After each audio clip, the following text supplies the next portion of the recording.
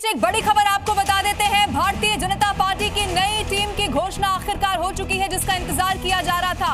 वो लिस्ट भी आपको दिखाएंगे। एक बैलेंस यहां पर बनाने की बीजेपी ने कैसे कोशिश की है वो भी रखेंगे आपके सामने। ये बड़ी खबर, भारतीय जनता पार्टी की नई टीम की घोषणा हो गई है और आपको वो नाम भी जल्दी जल्दी बताएंगे जो इस लिस्ट में जारी किए गए। ये देखिए आपके टेलीविजन स्क्रीन पर राष्ट्रीय उपाध्यक्ष किसे बनाया गया है। वसुंधरा राजे सिंधिया राजस्थान से, इधर तीरथ सिंह रावत उत्तराखंड के राष्ट्रीय उपाध्यक्ष बनाए गए हैं। श्री राम माधव देखिए यहाँ दिल्ली से भी ये नाम है। ये लिस्ट इस वक्त आपके टेलीविजन स्क्रीन पर आप देख रहे हैं, यानी कि महिलाओं का भी नाम इसमें नजर आ रहा है।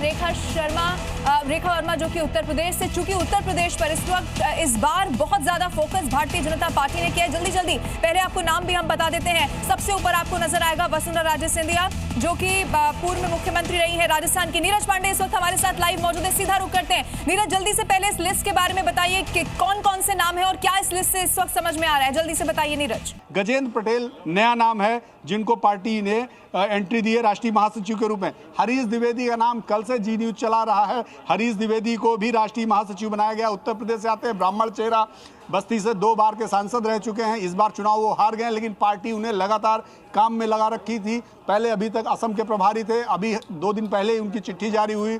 उनको राजस्थान की जो स्थानीय निकाय चुनाव है उसका प्रभारी बनाया गया था, उनको राष्ट्रीय महासचिव बनाया गया। संजय भाटिया को करनाल सीट छोड़ने का इनाम मिला है। संजय भाटिया करनाल से सांसद हुआ करते थे, लेकिन उन्होंने मनोहर लाल खट्टर के लिए सीट छोड़ी और संजय भाटिया को राष्ट्रीय महासचिव बनाया। पहले उनको राज्यसभा दिया गया और उसके बाद अब राष्ट्रीय महासचिव बनाया गया। राष्ट्रीय सचिव में अगर आप देखें तो कई नए नाम आपको सामने मिले। कविता पाटीदार तेज तर्रार महिला नेत्री हैं, बहुत बढ़िया वक्ता हैं, मध्य प्रदेश से आती हैं और अभी राज्यसभा सांसद हैं। कविता पाटीदार को राष्ट्रीय सचिव बनाया गया। के सुरेंद्रन प्रदेश अध्यक्ष रहे हैं केरल के, बढ़िया नेता है, बड़े नेता है, सौम्य नेता है और पार्टी का पुराना कैडर है। के सुरेंद्रन को सचिव बनाया गया राष्ट्रीय मंत्री में। डॉक्टर भोला सिंह उत्तर प्रदेश के बुलंदशहर के सांसद हैं। भोला सिंह को चूंकि सोनकर चेहरा है, खटीक बिरादरी से आते हैं, तो भोला सिंह को राष्ट्रीय सचिव बनाया गया। डॉक्टर प्रदीप वर्मा झारखंड से आते हैं।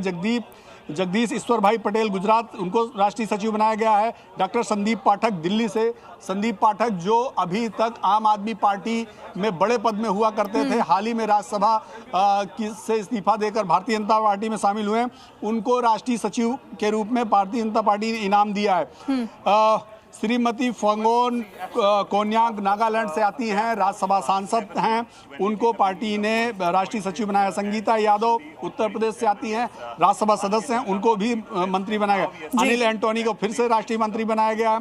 एम वेंकटेशन तमिलनाडु से आते हैं। मनोज तिग्गा पश्चिम बंगाल से हैं। सिद्धार्थ शंभू बिहार से हैं। स्वदेश सिंह दिल्ली से, डॉक्टर स्वदेश सिंह दिल्ली से, ये बेसिकली इंटेलेक्चुअल सेल में अभी तक काम करते थे, दिल्ली यूनिवर्सिटी में छात्रों का काम देखते थे, उनको राष्ट्रीय सचिव बनाया गया। मूलतः ये उत्तर प्रदेश के प्रतापगढ़ के रहने वाले हैं, उनको भी राष्ट्रीय सचिव बनाया गया।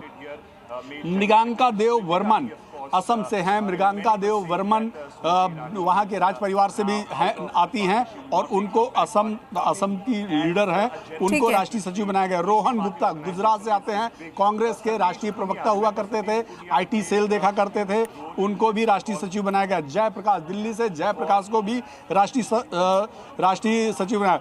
पीयूष गोयल, यहाँ एक सबसे बड़ा डेवलपमेंट, पीयूष गोयल राष्ट्रीय कोषाध्यक्ष पीयूष गोयल को बनाया गया है, जो अभी तक केंद्र सरकार में मंत्री हैं, उनको कोषाध्यक्ष बनाया गया है। तो अब यहाँ पे एक सवाल खड़ा होता है, क्या वो केंद्र सरकार से उनकी विदाई होगी? क्योंकि भारतीय जनता पार्टी में एक व्यक्ति एक पद का नियम है। और इसका मतलब फिर ये भी है कि जैसा कि आपने बताया, चूंकि पीयूष गोयल का इस वक्त हम इस लिस्ट में नाम देख रहे हैं, इसका मतलब ये है कि फिर मंत्रिमंडल में भी नए चेहरों को वहां पर मौका दिया जाएगा, या फिर वहां से जब ये पद खाली होगा तो फिर किसको लिया जाता है, जरूर देखना होगा। आप बने रहिए।